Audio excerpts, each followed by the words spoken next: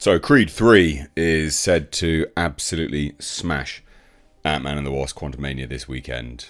Now this will, I guess, denote that Ant-Man and the Wasp Quantumania will have the worst third week drop-off in Marvel history, because of course its second week drop-off was the worst in Marvel history. And this would obviously make it, well, completely dead into the dust, into the ground. I myself will actually be watching this film later today and bringing you my review of it, provided I can get over there.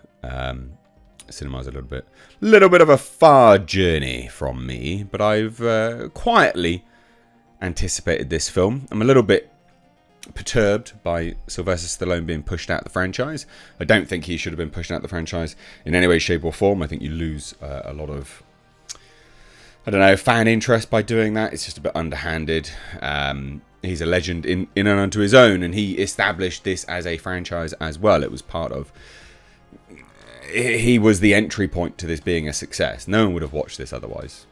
I'm sure lots of people think that that's the case, but they just came out with this movie, and it wouldn't have been called Creed, that's for sure. Yeah, it wouldn't have been good, I don't think.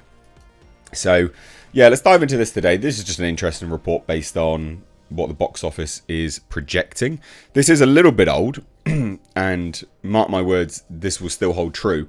I would say that actually the amount that they're hinting at here, 36 million plus, I would say this is actually going to be higher now.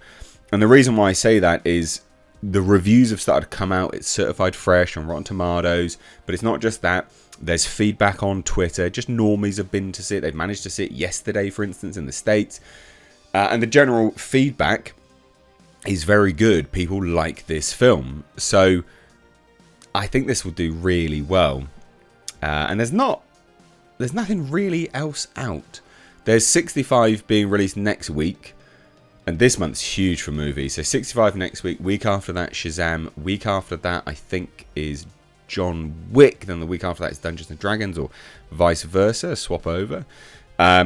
So I think, people want to go to the movies again. People want to see films. And I think this will do really, really well. I think this will be a very big film. Which is all the more damning, I guess, with respect to Ant-Man and the Wasp. Because, of course, people have decided to go, yeah, nah, see you later, mate. I don't want to see that film. Even though they want to go to the movies. So it's the battle of the threequels at the weekend box office. Michael B. Jordan's sports drama Creed 3 is taking on two-time champ Ant-Man and the Wasp Quantumania. Love a pun. At the movies, though, the heavyweight boxer is expected to emerge victorious over Marvel's tiniest Avenger.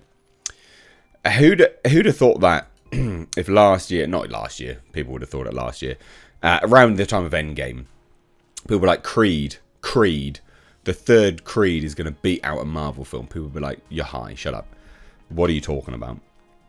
But it just goes to show how far Marvel is falling in the general populace in terms of their state of mind and opinion on things. Genuinely, around Endgame, this would have been you'd have been laughed at if you said this.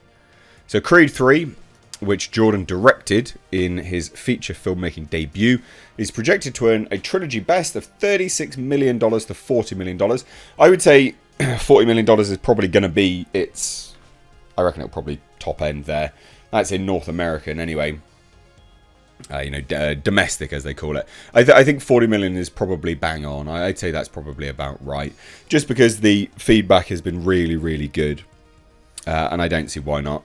Now, those ticket sales will ease... And this is the thing, it's opening in a lot of theatres. 4,000 theatres.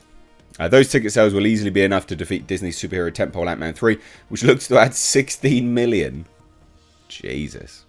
And it's, or 19 million, but 16 million is probably more likely, in its third weekend of release. So far, the comic book adventure has grossed $170 million domestic and $366 million globally.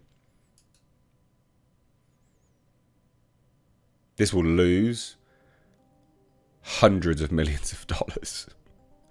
Not a small amount, guys. This will Ant-Man and the Wasp will genuinely lose hundreds of millions of dollars. People always go, yeah, but it's got a $200 million budget. So if it's made $200 million, it's made 300, it's broken even. No, it hasn't. Even if you don't factor in marketing costs, even if you don't factor that in, theatres do take a cut. Do you think the money just magics out of thin air for theatres? They do take a percentage of that cut. And it's not small, averages across the globe to be about 50%.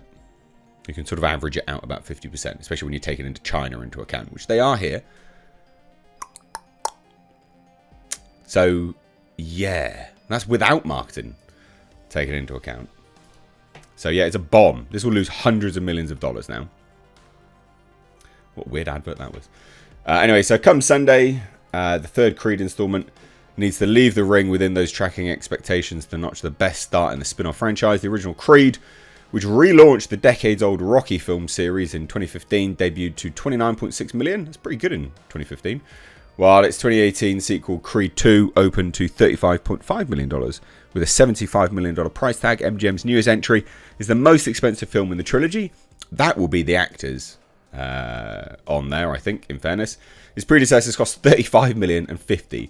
So an extra $25 million. A bit of that with COVID as well. But as long as Creed 3 performs similarly to the first two films, the original earned $173 million globally, and the follow-up generated $214. The third movie is well positioned in its theatrical run.